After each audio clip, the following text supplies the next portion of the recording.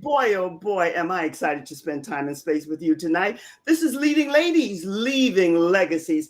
And tonight, our featured guest speaker, oh my goodness, I can't wait for you to meet her. I am Joy Ruffin. I work as a style and leadership coach, speaker, a signature style specialist, executive producer, TV host, and podcaster. It's all aligned. But tonight, our featured guest speaker, Julia Stewart. Welcome. Thank you so much. You are more than welcome. It is an honor to have you here because your background is mesmerizing. I mean, it's phenomenal. So let's start off with you are the founder and CEO of a company. We're going to talk a lot about that company. But for now, give us a little bit about your background and how you've come to do what you're doing now. And welcome again. Thank you so much. It's a pleasure to be here, Joy. My career started in the restaurant business, first in high school as a food server for International House of Pancakes. That is a true story. And I looked around and said, wow, this could be kind of exciting. And I loved the fact that I would get feedback every day, every hour from guests and customers. I loved it. And so once I went away to college, I worked while I was in college. And as soon as I got out of college, I ended up in the restaurant business. And I guess the two big moments for me were I had spent 18 years marketing restaurants, right? And after 18 years, I decided I really want to run something. I really want to be a CEO. But I knew that no one would hire me if I just had a marketing background. No one would make me a CEO. So I literally quit my job as senior vice president of marketing and started as an assistant restaurant general manager of a Taco Bell. And I worked my way up. After 8 years, I was running all of operations for the franchise side of Taco Bell and stayed that until I became president of Applebee's. And the deal that was made is I could turn the company around. And once I turned it around, they'd make me CEO. And after 3 years, I went into the CEO and chairman's office and said, okay, here it is. The team and I have turned this around. These are exciting times. And the CEO said, no. And I said, well, not today, obviously, but what do I need to do? And he said, no, never. And so the next day I went in and said, I think it's time to move on. So I moved on. I went to International House of Pancakes, became the CEO, had a wonderful time, built a wonderful team. And 6 years later, we purchased Applebee's, and I had to let that gentleman go. What a story. What a story. What a story. How could you not love this story? Because when I read your bio, Julia, I said, this woman not only is a female trailblazer and an agent of change, which includes how I label you. You are a builder. You empowered yourself so that you can empower others. And the kicker, you went back and you purchased a company that said no. Now, we want to hear, because we like a little juice. How did that go? Well, you know what? I mean, thank you so much for saying that. You don't borrow $2.3 billion for revenge. I mean, there was a 30-second window there when I called him and said, I have to let you go. That felt good. But the truth of the matter is, we were really we had made so much progress at IHOP. We were concerned that we would be bought in a takeover because we were just printing cash. And so we really did look for the right acquisition. And so with the help of the board and the team, we went looking for what would be presumably a needle in a haystack. And interestingly enough, I was reading the Wall Street Journal one morning. In those days, you read it actually in a newspaper. And there was an article about the fact that Applebee's was considering all kinds of things, including a strategic purchase. So I thought, well, I'll at least call the banker. I did. The rest, as they say, is history. The board was very supportive. And 11 months later, we borrowed $2.3 billion, bought the company, changed the name. So it wasn't IHOP owning Applebee's or Applebee's owning IHOP, but we changed the name to Dine Global Brands. And we became the largest sit-down restaurant chain in the world. What a story. How can any person, and especially females, be sitting out there and not be enamored over this story? Now, let's get to the nitty-gritty of the story. You are in corporate. You have built this company, and the story that you just shared with us is phenomenal. What is it that you have found, Julia, that holds so many women back from stepping out, taking that leap, jumping into what they know or feel could be the best opportunity or for them? I don't, Joy, it's hard to say what holds people back because it's, as you know, it's very situational. It's different by person. Exactly. I will tell you, if you think back my entire life, it was always about taking what I considered calculated risk. And so, whether it was leaving my wonderful job of all those years where I was very successful in marketing, knew it well, and going and doing something, again, I viewed it as a calculated risk. I mean, if you were successful in marketing, how could you not be successful in operations? I say that because virtually everyone around me didn't think I'd be successful. And they would say to me, well, you were successful in marketing, but you'll never be successful in operations. And my answer was always the same. I'll show you. I mean, it's all about learning and getting better and learning and getting better and learning and getting better.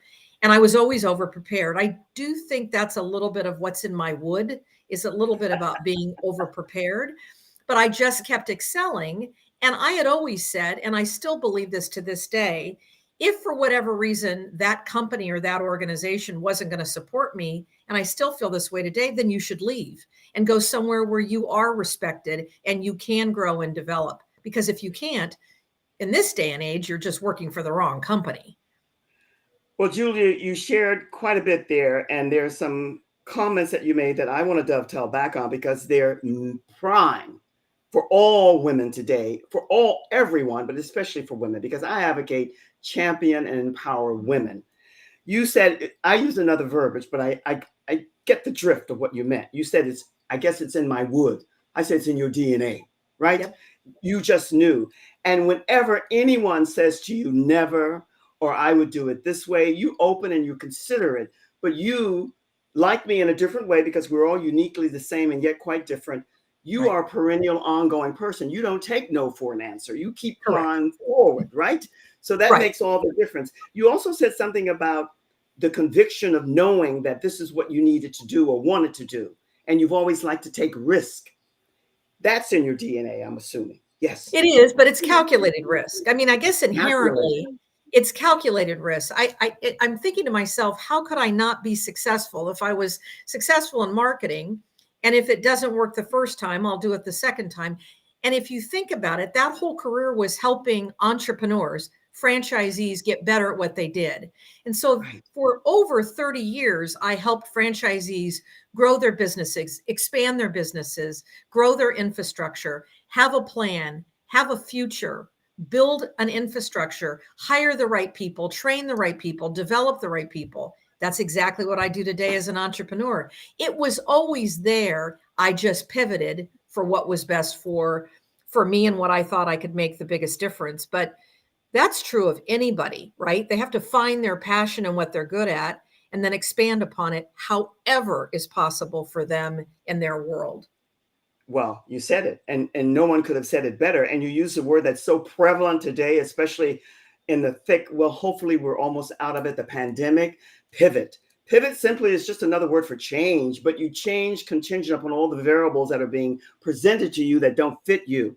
And when you mention calculated risk and the infrastructure and all of that, what are some, and this is not negative or digging with a negative outlook, but what are some of the things that you have found in working with people, and especially women, that all of us need to amp up a wee bit more so we can be more positive in our DNA and what we're doing, our purpose, our mission, and our calling?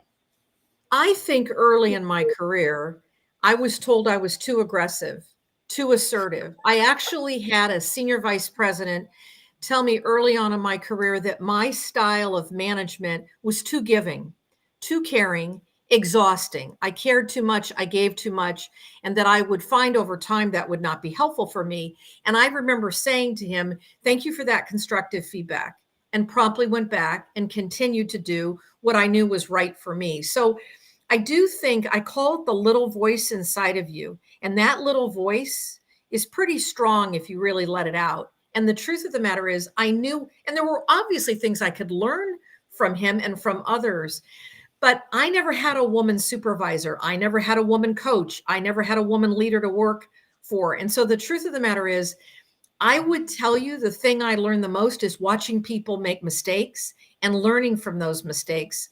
Watching men in senior leadership positions who did things that I would never dream of doing, never wanted to do, and thinking someday when I get in the position where I can make a difference, I won't do it that way.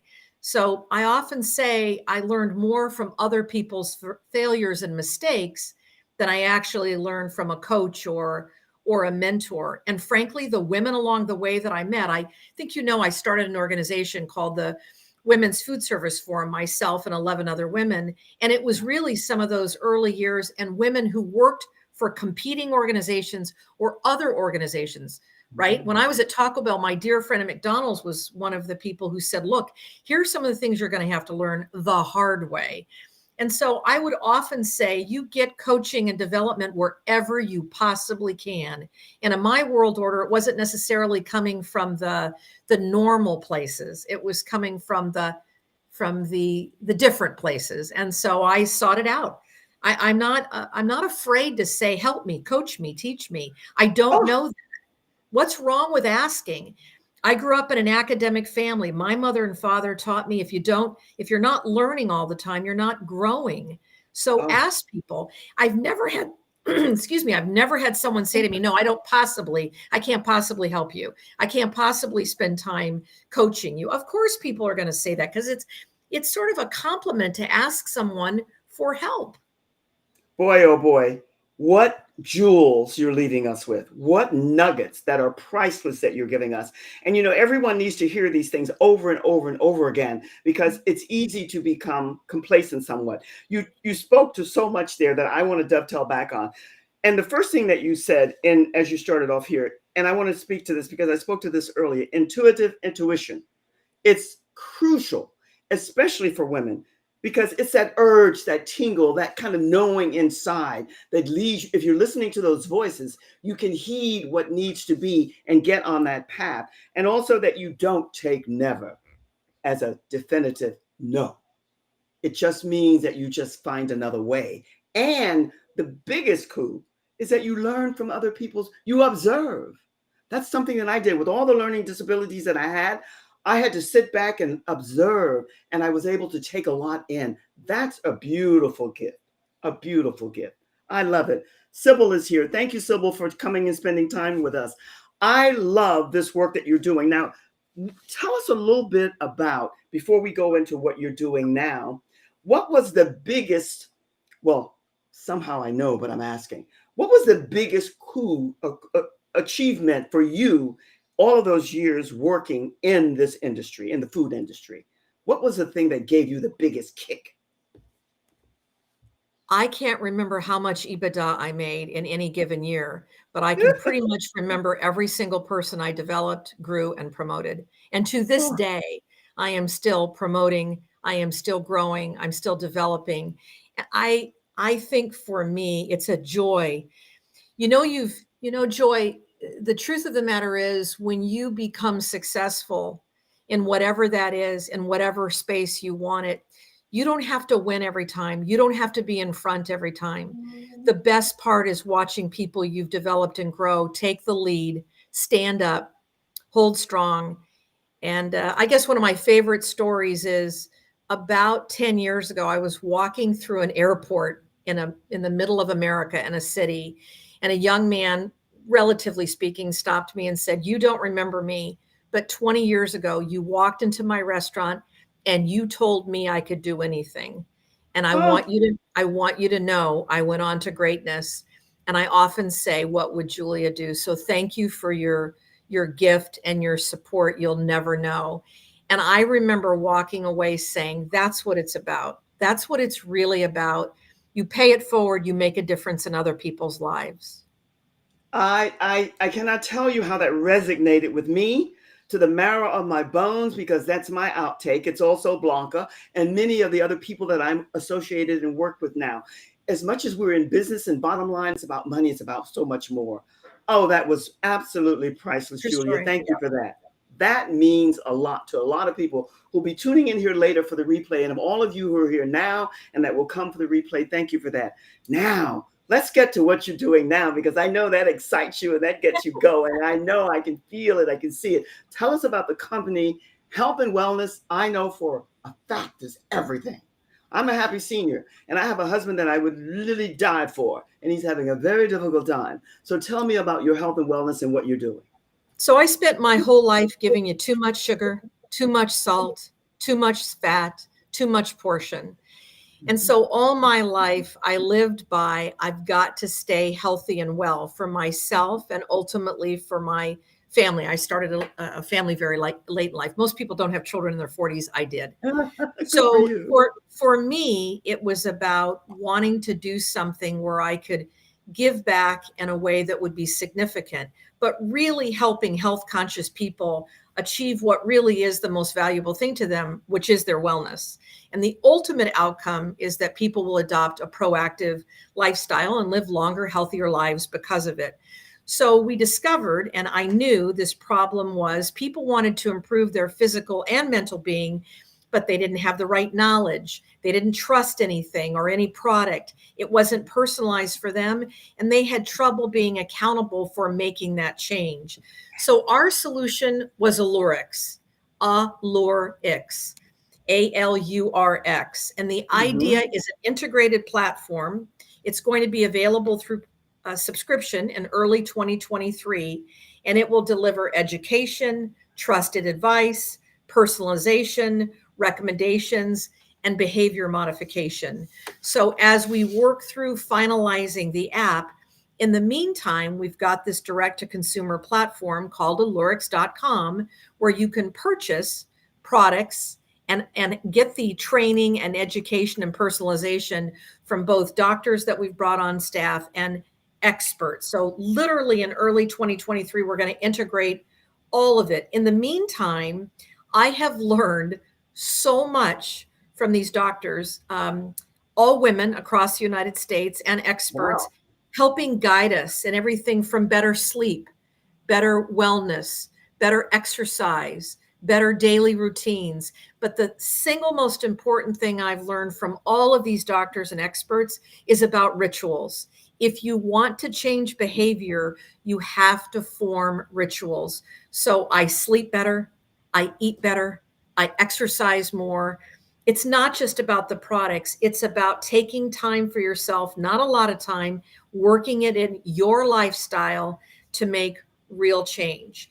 And then I've been fortunate enough to find behavior modification specialists who are helping us with how we're going to be able, you're going to have to fill out a short questionnaire, and I'm going to know about you specifically and what it's going to take to motivate you or change behavior for whatever you want to work on. I think the first couple of months will be on very specific areas that everyone is telling us they've got to do better. Sleep is the number one issue, Joy. Mm, People do not mm, get enough sleep, and it affects everything, everything. including your ability to exercise, eat properly, and the like. And I think you have to find what works for you. It's different for everybody, Absolutely. but that's what Absolutely. we're helping people. And I'm so excited when I get emails from people saying you've changed my life.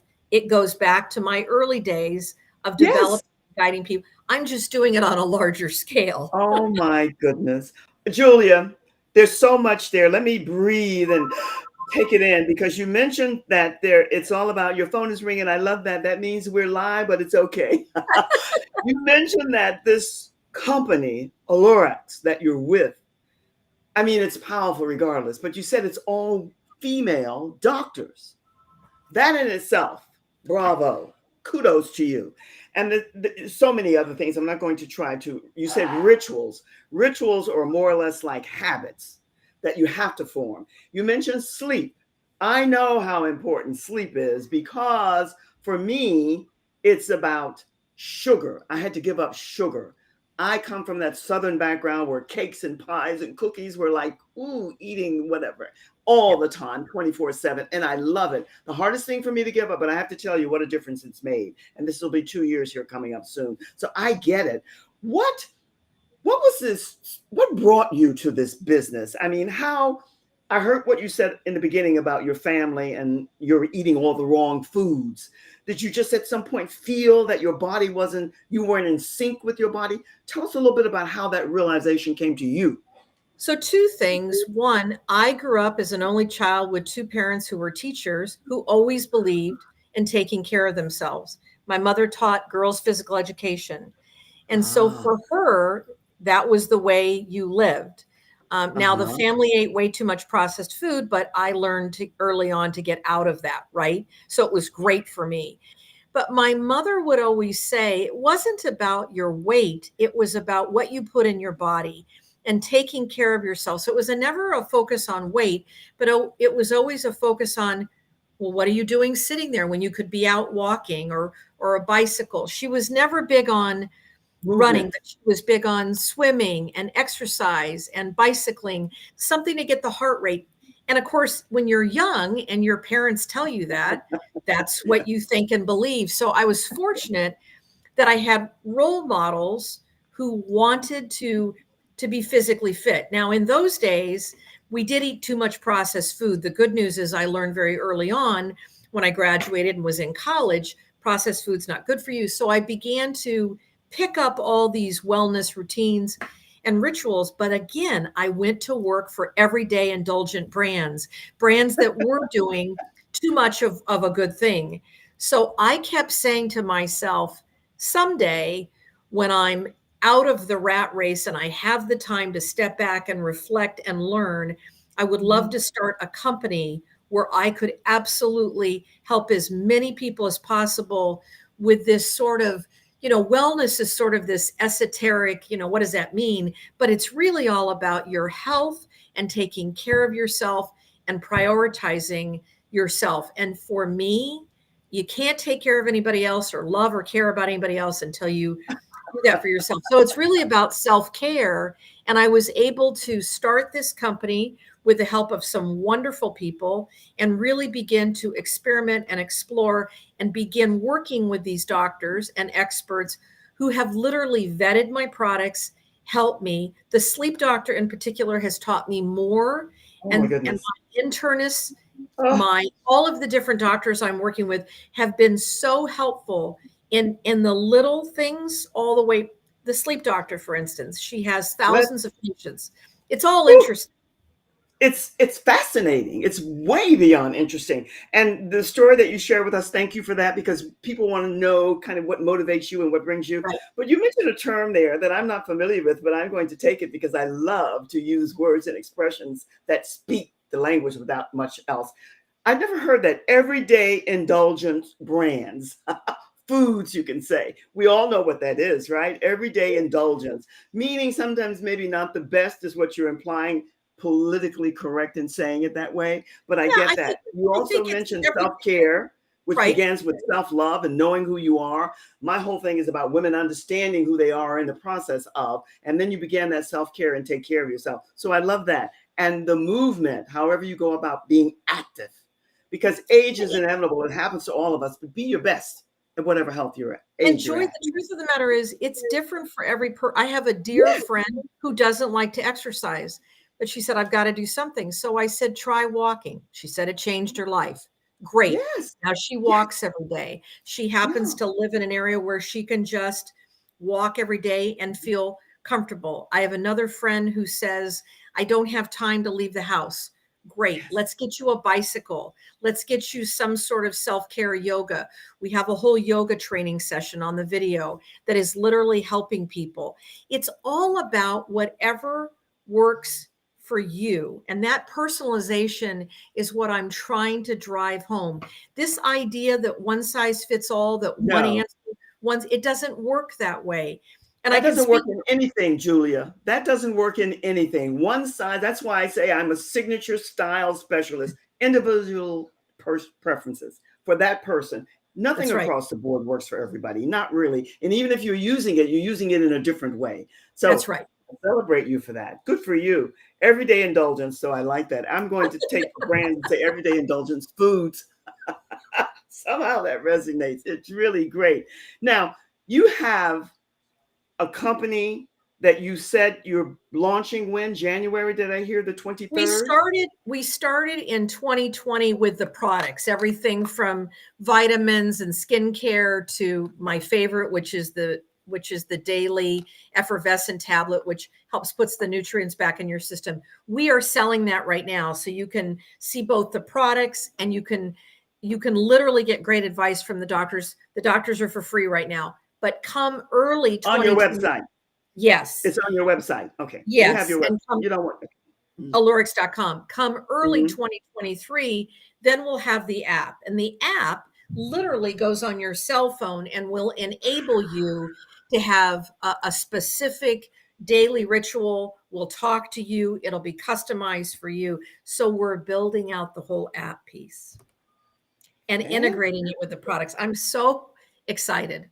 Well, you should be, because that's the wave of the future. In conjunction with your website, putting that app out on the, because 90, I don't know what I read, you can tell me, percentage of people use and work more or less the heaviest concentration from their phones. That is So it's correct. going to be great, that kind of phone. I have to tell you, I don't brown nose, but I do celebrate women who step into their leadership role, step into their regal, majestic power, because that's what we all have. But it takes a while for many of us to get to that. So kudos to you, because Thank you. what you're doing is so needed. Health is everything. How many people do we hear about who have gobs of money and their health is fading away? So what good does it do? You spend it all with the doctors. So I celebrate you. And we as women, because we're nurturers, I heard what you said earlier about you taking care of everybody else. You're kind, you're considerate, and so we are. But we can also be leaders in that aspect as well. That's right. That's Good right. for you. I tell you, what is the main something you said a lot, and it all goes in, and we're taking it in. But what's the one thing with the business that you have now, Allurix, that you want more people to know about so they can go and investigate and look into the options that are there?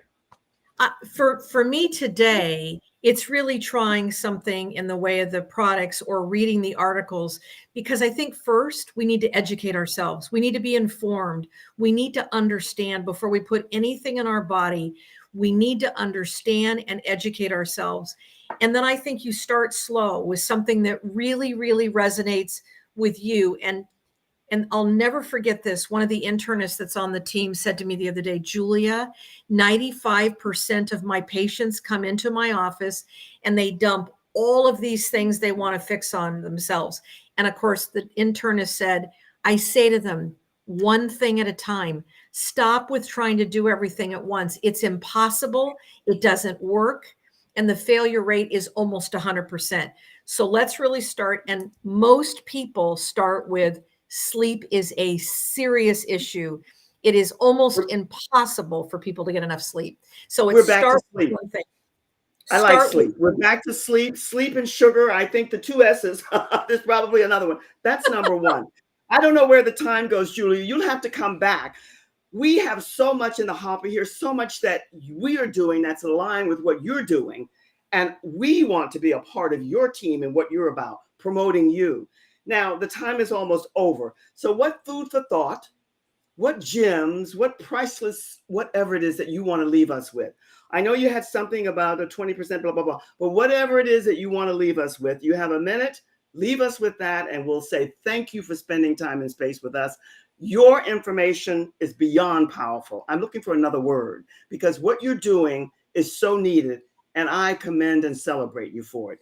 The Thank stage you. is That yours. was very kind of you to say. And for me, going to allurix.com, doing the first 20, beginning the process, educating yourself first and foremost, and literally trying one of the many products. But remember, the truth is, it starts with the individual and wanting to make a change and to live a healthier, longer life. Nothing beats that. Nothing beats that at all. Thank you, my new friend. I am honored to be in your circle, your tribe, and I your the same group. with you. Thank you. I feel the camaraderie here. So thank you again. I think the time has gone and it's over. Until the next time. So long for now. Cheers. I think this is great.